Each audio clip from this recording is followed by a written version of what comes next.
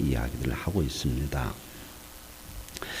그래서 무엇보다도 놀라운 사건이 이 나사로가 병들어 죽었는데 예수님께서 이미 몸이 썩어서 참 냄새가 나는 지경인데도 오셔서 나사로를 살려내시죠. 성경에 보면 죽은 자를 예수님께서 살리는 일이 몇 번 있지만 이 나사로를 살려냈습니다. 그래서 이제 나사로가 이제 살아났고요. 그게 얼마나 사람들에게 굉장히 쇼킹한 사건이겠죠. 죽은 자를 살렸다고 하는 거 이게 참 대단한 일이죠. 그런 일들이 이제 벌어졌는데 그 일이 있고 나서 이제 오늘 요한복음 12장 1절에 보면 6월절 엿새 전에 이렇게 얘기합니다. 이 6월절 엿새 전이라고 하는 이 기간을 이야기하는 것은 예수님께서 십자가에 달려서 죽으시는 날이 무슨 날인 줄 아세요? 예? 6월절이에요. 6월절. 6월절이 하루를 지내요. 6월절은 하루고요. 6월절 지나고 다음 날부터 일주일간을 무교병을 먹어요. 누룩 없는 떡을 먹어요. 일주일간 이어져요. 그 날을 뭔 날이라고 그래요? 첫날은 6월절 어린 양을 잡아서 이렇게 쓴나물과 함께 먹고 그 다음에 이제 다음 날부터는 무교병을 먹어서 뭔 절? 무슨 절이에요? 3.1절? 무교절이라고 그러죠. 그래서 6월절과 무교절은 같이 이어져요. 이게 그냥 어떻게 또 가끔은 6월절 무교절을 같은 절기로 그냥 이 생각도 하고 그렇게 말하기도 해요. 그래서 이제 예수님께서 6월절 엿새 전에 이게 6월절에 예수님께서 죽으시니까 지금 얼마 안 남았죠. 그죠? 한 일주일 정도, 6일 정도 남았는데 누구네 집에 또 갔냐면요. 베다니라고는 가서 갔어요. 베다니는 누구네 동네라고요? 나사로가 사는 동네예요. 그 나사로가 사는 동네에 갔는데 여기다 표시를 해놨잖아요. 이렇게 이곳은 예수께서 죽은 자 가운데서 살리신 나사로가 있는 곳이라. 나사로가 사는 동네라고 얘기를 해요. 거기서 예수를 위하여 잔치할세 마르다는 일을 하고 나사로는 예수와 함께 앉은 자 중에 있더라. 여기 이 교재는 작은 글씨 나사로의 여동생 마리아 그 옆에 작은 글씨 마리아와 마르다 그리고 예수님이 죽음에서 살리신 나사로 이들 3남매는 예수님과 매우 각별한 사이였다. 그거 보여요? 예수님께서 이들이 살던 동네 베다니의 나병 환자 시몬의 집에 방문하셨을 때 마리아는 옥합을 깨뜨리고 향유를 부음으로써 예수님의 장례를 준비했다.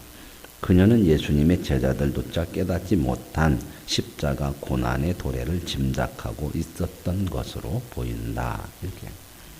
오늘 이 요한복음 12장의 본문을 어디에서 일어난 것이냐? 나사로라고 살던 베다니에서 누구네 집에서 일어난 것으로 얘기하고 있어요? 시몬의 집이라고 얘기해요. 근데 이 시몬의 집이라고 어떻게 아냐? 누가복음 14장에 보면 예수님께서 이 시몬의 집에서 식사를 초대받아서 갔거든요. 이 시몬이 누구냐면 문둥병자였어요. 근데 문둥병자네 집으로 식사 초대한다고 하는 것은 있을 수 없는 거예요. 문둥병자는 어떻게 해요? 격리를 시켜요. 따로 그 성 밖으로 몰아내서 이 전염성이 있어. 그런데 시몬의 집 문둥병자, 나병 환자 시몬의 집에 초청을 했다. 이 말은 뭔 얘기를 의미할까요? 이 시몬이 나병을 낳았다는 거예요. 그러니까 이 성경에도 보면 나병이 걸리면 제사장한테 가서 보여서 이게 나병인지 아닌지 판단을 받고요. 나병이다 그러면은 동네 밖으로 성 밖으로 나가야 돼요. 격리를 시키거든요. 만약에 낫는 일이 거의 없고 이 나병을 그 당시는 못 고치는 병이 1000번이라고 그랬어요. 1000번. 그래서 만약에 이제 이게 고쳐졌다 그러면 또 누구한테 판단을 받아야 되냐면 성경 제사장이 와가지고 다 봐서 나병이 나았는지 안 나았는지, 나았다고 그러면 이제 제사를 드리고 이제 다시 동네로 들어오고 가족에게로 갈 수 있어요. 근데 이 사람이 나병 환자라고 분명히 하는데 식사를 초대한다? 이 얘기는 뭔 말이야? 격리가 안 되고 다시 자기네 가정에 지금 있다는 얘기잖아요. 그럼 어떻다는 거예요?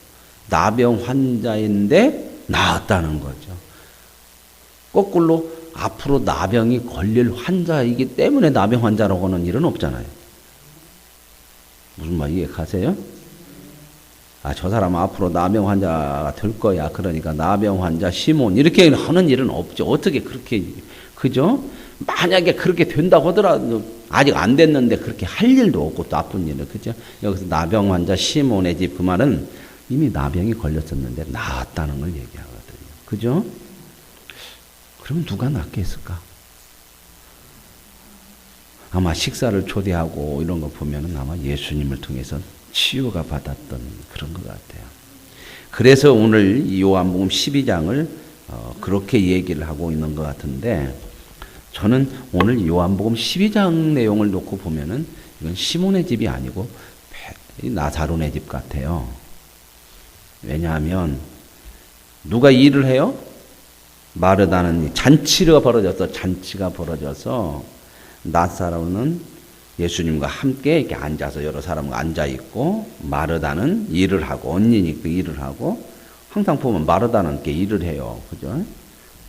옛날에 예수님께서 한번 찾아갔을 때도 예수님 대접한다고 언니는 막 바쁘게 밥상 차리고 막 전 부치고, 예수님이 좋아하셔서 그 갈비탕도 이렇게 준비하고, 그래서 그래서 모르시죠, 여러분? 예수님이 갈비탕 좋아하시는가?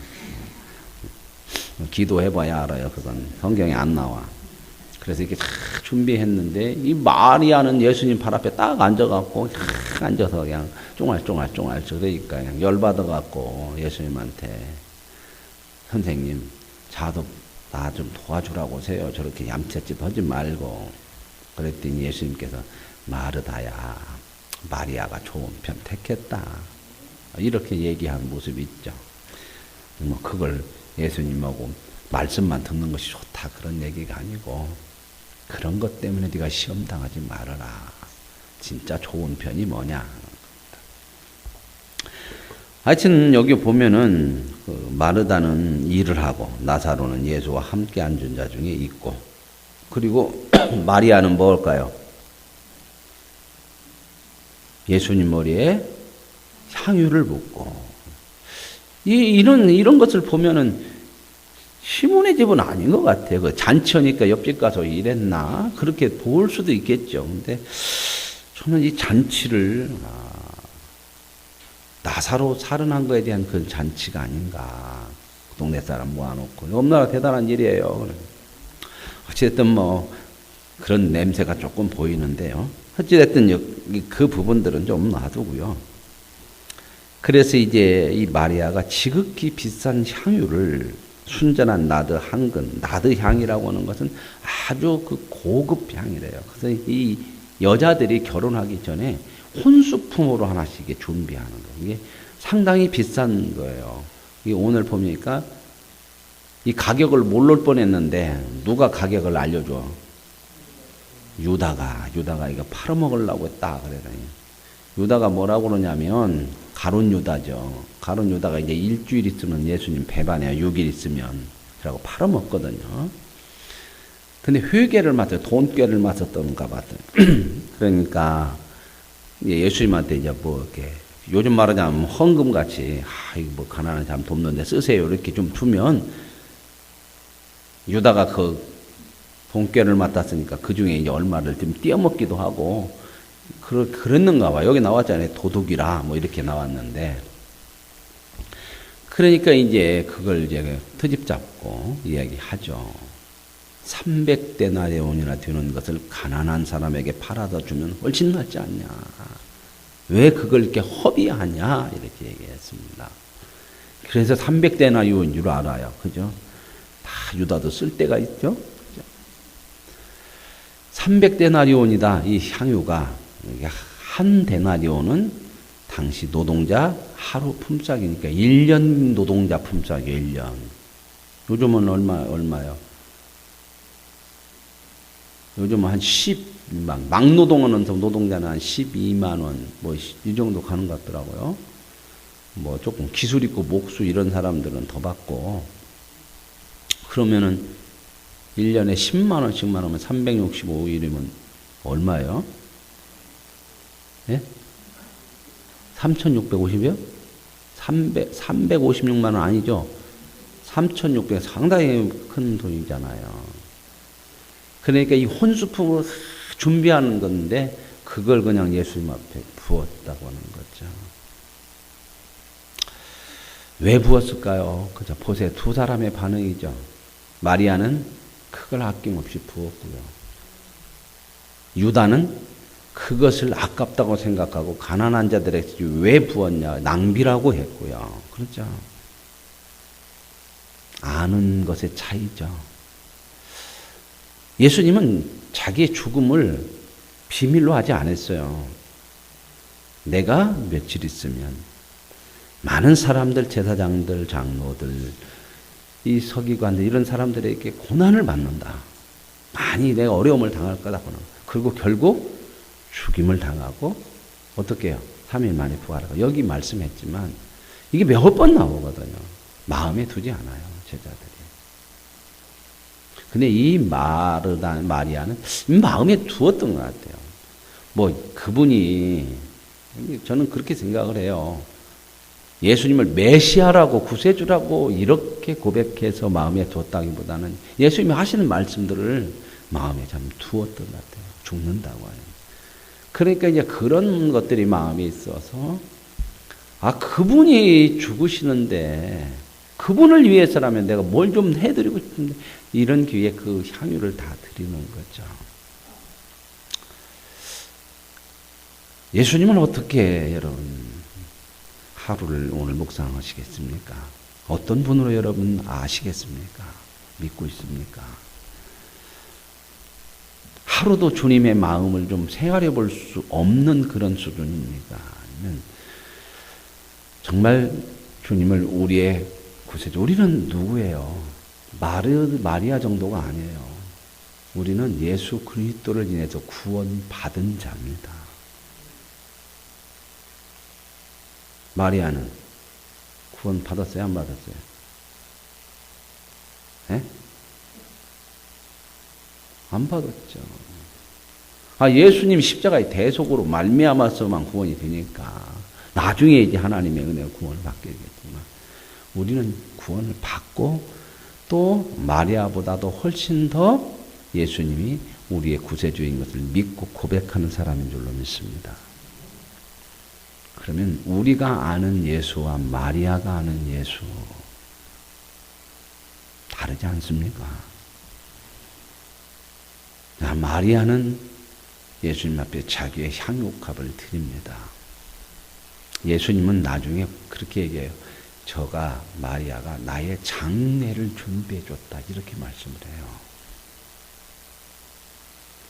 오늘 저와 여러분, 마리아보다도 훨씬 더 주님을 알고 믿고 그분으로 인하여서 저와 여러분의 인생이 바뀌고 영원한 생명을 얻은 복된 사람인 줄로 믿습니다. 주님의 고난이 저와 여러분에게 구원이 되고 은혜가 되고 기쁨이 됩니다. 오늘 하루를 어떻게 보내시렵니까? 오늘 이 마리아 예수 앞에 향유를 붓고 자기 머리털로 그의 발을 닦았던 그런 여인의 이 사랑의 아름다운 모습, 이 마리아보다 훨씬 더 크고 복된 아름다운 것들을 주님으로부터 받았습니다. 그러나 그 주님이 우리에게 허락하시기 위해서 이러한 고난을 향해서 가고 계시다고 하는 거. 오늘 저와 여러분, 이제 많은 사람들이 이 집에 몰려왔는데 성경은 이렇게 또 기록을 해요. 예수만 보는 것이 아니라 예수가 살린 나사로도 보기 위해서 왔다. 오늘 저와 여러분은 누구를 보기를 원하십니까? 예수님이 보여주신 기적이 우리의 눈에 들어옵니까? 아니면 그분이 우리를 향해서 주신 고난이 들어오십니까? 오늘 저와 여러분, 오늘 하루 주님을 볼 수 있고 주님이 우리의 삶의 주가 되고 그분과 함께 할 수 있는 그러한 시간들이 되어줄 수 있기를 원합니다. 그랬더니 많은 사람이 오니까요. 대제사장들이 이제는 누구까지 죽이려고 해요. 나사로까지 죽여야겠다. 예수만 죽여서는 안 되겠다. 저 증인 짓지 않냐, 증인. 살아난 사람 그거 죽여야지. 오늘 세상이라고 하는 것은 바로 이런 것입니다. 자기를 구원하러 온 메시아도 죽이고 그 메시아됨의 아름다운 역사들을 보여주시기 위해서 살려낸 나사로도 죽이려고 하고 세상은 예수님을 반영하지 않습니다. 오늘 예수님을 아는 자만이 그분을 인정해드리고 그분을 대접해드리고 그분을 따라가게 되는 줄로 믿습니다. 이번 한 주간은 예수를 아는 자들에게 있어서만 의미 있는 날입니다. 이 예수님을 늘 마음에 묵상하시고 어떤 세상의 표적이 아니라 능력이 아니라 우리를 위해 생명을 주신 예수 그리스도를 만나시고 그분을 마음에 담으시고 그분을 닮아가기 위해서 오늘 하루를 살아갈 수 있길 원합니다. 이제 기도하고요. 목장 식구들끼리 이렇게 모여서 오늘 질문이 3개가 있습니다. 이 세 개 질문, 이 질문은 목자가 그분과 함께 나누면서 여러분들이 이제 거기다 한번 써보십시오. 이렇게 처음 질문은 나도 향유 300다나리 온 노동자의 1년치 연봉에 달하는 가장 귀한 혼수품을 아낌없이 부을 만큼 예수님은 마리아에게 가장 가치 있는 분이었습니다. 여러분은 예수님이 어떤 분으로 느껴지십니까? 내가 예수님이 어떤 분이냐에 따라서 내가 예수님께 할 수 있는 것이 달라질 수 있는 거죠. 이제 이런 부분들을 좀 나누시고 여러분들이 한번 쓰셔서 오늘 하루를 이 말씀을 가지고 묵상하면서 지낼 수 있는 그런 시간이 되시기를 바랍니다. 하나님 아버지,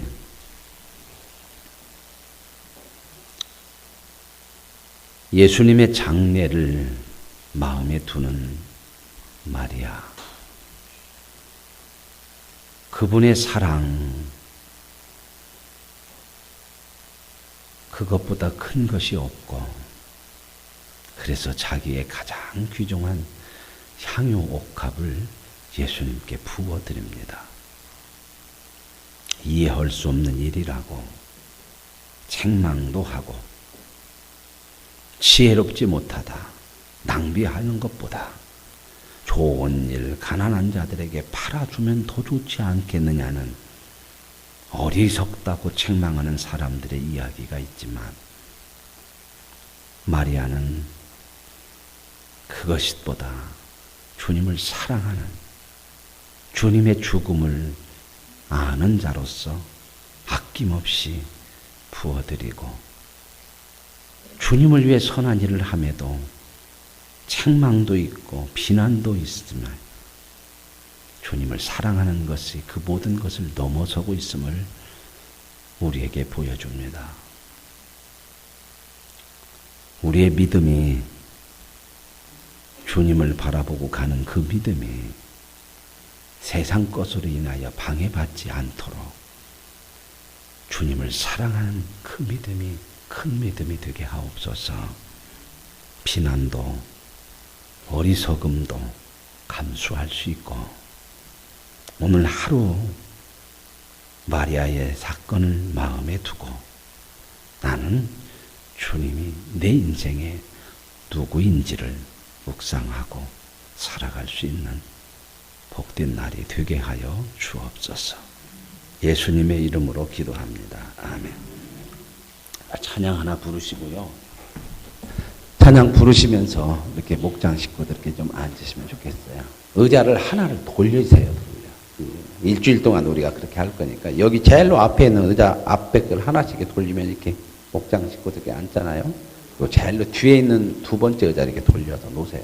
그냥 일주일 동안 그렇게 놓고 되니까요. 그래서 서로 이렇게 보면서 앉아서 이 나눔 시간이 가장 중요하잖아요. 서로 나눔의 시간을 가지면 좋겠습니다.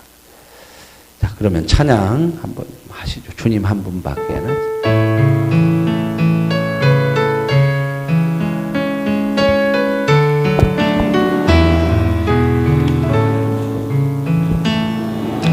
주님 한 분밖에는 사랑할이 없어요. 가슴 깊이 숨어있는 주를 사랑하는 마음. 제일 앞에 것만 하나씩 돌리세요. 주님 한 분밖에는 기억하지 못해요.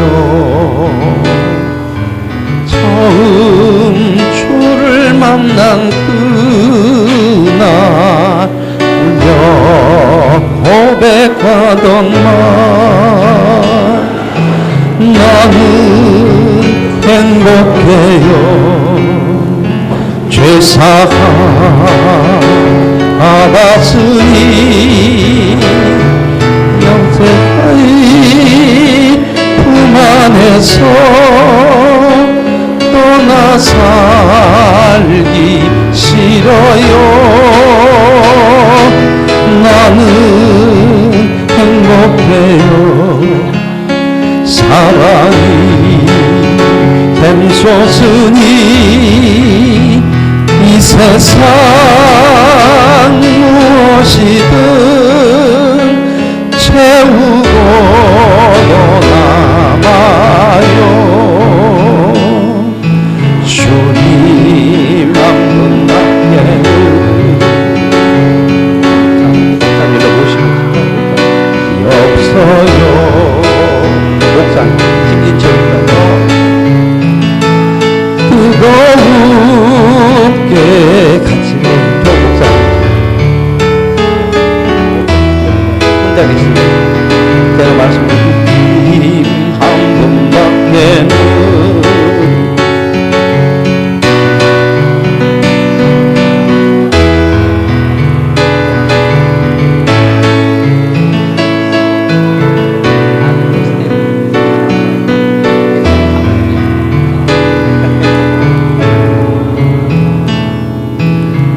나는 행복해요.